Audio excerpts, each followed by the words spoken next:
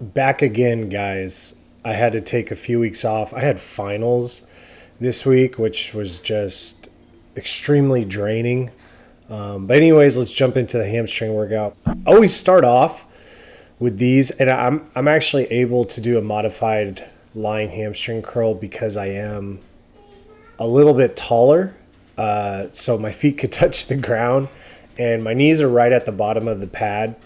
And these like immediately, I don't want to use the word like warm up, but these immediately get my hamstrings extremely pumped doing single legs. And I think it's because with my other leg I'm actually holding myself up in a stretched position, which also allows a little bit more tension on there as well. And in this one I was talking to my buddy Daniel. I haven't seen him in a while, but we're doing hip thrust. My coach is having me do these because my lower glutes are very poorly shapen in comparison to my upper glutes. My upper glutes are ridiculous from years of heavy squatting, but my lower glutes, when I do my back shots of like my back double bicep, anything back related, it's pretty horrendous on my physique. So being able to do a lot of paused reps, doing a lot of pause reps for hip thrust is going to allow my glutes to get way better development, get that longer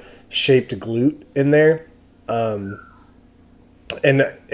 just to get that really nice tie-in with the hamstrings. Now I'm doing a Bulgarian split squat here. I went with a lot of lighter weight. I was getting like a little bit fatigued from the hip thrust because I did do 3 sets of that. But this one, I only did 2 sets of 8, and it's with really light weight. But the biggest proponent here for me was just absolutely stretching my glute and my ham. And I'm not really focusing on like progressive overload with weight. It's more of a weighted stretch, if you will, just to add a lot more range of motion, but also fatiguing my glute. Like I'm going down and my knee and my hand are touching the ground, and the leg that's in front of me, the leg that I'm pushing off of that's on the ground, that's what's getting the most actual stretch in this movement. And I'm like bending forward just to add more stretch to the movement.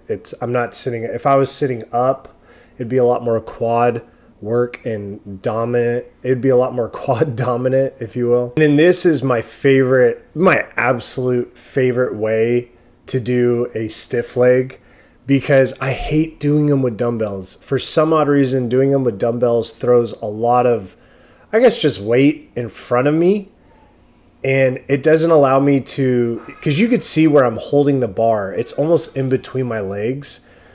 And I'm just getting so much more out of it. Like there's at least for me, but it is such a night and day difference. Like just doing stiff legs with this motion and this machine, I think is absolutely awesome. I always say it is because I'm 6 foot, but that's here nor there. A lot of people may find a lot of issues with this, but it's the application of the workout and how I feel it is the most important value information I think that I could just give to people. And also, like, there's not that many people. I know I sound like a broken record. There's not a lot of dudes out there that I think are 6 foot and above and, you know, doing different applications for workouts. So you do have to change a lot of what you're doing so that you actually feel it. And I see just way too many people forcing themselves to do workouts that just do nothing for them, or they just don't feel it, and they're forcing them to do it because other people are doing it, but they're completely different bone structure. So I thought it'd be pretty cool to, instead of doing posing in the gym, since it was like 80 plus degrees in there and I was dripping sweat, and it's a little bit more transparent too, is to just go over my AM check-ins, how I look fasted in the morning with no pump. And this one, this isn't really a pose that I'm going to do, but it does highlight a little bit more of my front of my shoulders and biceps and midsection with the separation going on. I just really like doing this because it does show a lot more detail, also with my legs as well. Moving on to the front relaxed, I do a vacuum in the front relaxed and my legs are relaxed here. They're not flexed. I should be trying to flex my legs. And then this one's also gonna show a little bit more of my X frame.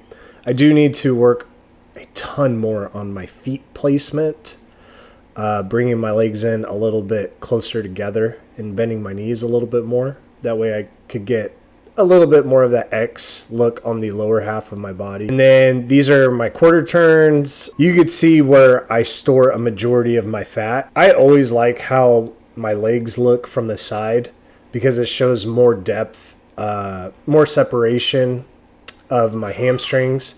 But you could see where I hold a lot of my fat tissue is in my back, my lower back, and then back relaxed.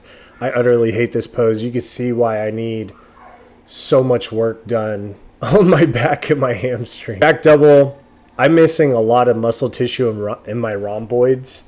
I do focus a lot on just width, right? Like my lats and all of that, but my rhomboids do need a lot more thickness. It needs a lot more work. Ab and thigh shot, I always do a vacuum. I don't have beautiful symmetry when it comes to my abdominals, so I always do a vacuum. It creates that nice shadow. It tapers really well with my physique. Really decent quad separation. No feathering yet. That will come in the probably around 195, to be honest. Front double is horrendous. I hate my front double bicep. I got to figure it out. I don't really practice a lot till like a month out of a show, and then I just kind of like lose my form of posing. But I need to get my crap together when it comes to my front double bicep. Again, it's all footing when it comes to my front double. Side chest is the greatest shot that I have. I absolutely love this shot. My cap shoulders, rear delts look really good. I have a very symmetrical clavicle with biceps to chest, and it just shows off my glutes and hams. And this is best shot for my legs. I absolutely love it. But with prep right now, we've been cutting food each week. Cardio went from 25 minutes to 30 minutes right now, which is very, very small for me. It's pretty normal. Food's coming down a little bit. I'm still eating around 300 grams of carbohydrates. Well, I have a training day and I have a rest day. Training day is around 2,900 calories, 300 grams of carbs, 283 grams of protein, and 54 grams of fat right now. So it's pretty mild, but we're losing about 1.5 pounds of weight per week. So it's going to run us around, ideally, if everything could stay the same, where we don't have to keep pushing it and we could keep training intensity very high. Training's gone down just a little bit. I could feel it just a little bit, but that's because I've been eating less food, and that's what's going to come with less food.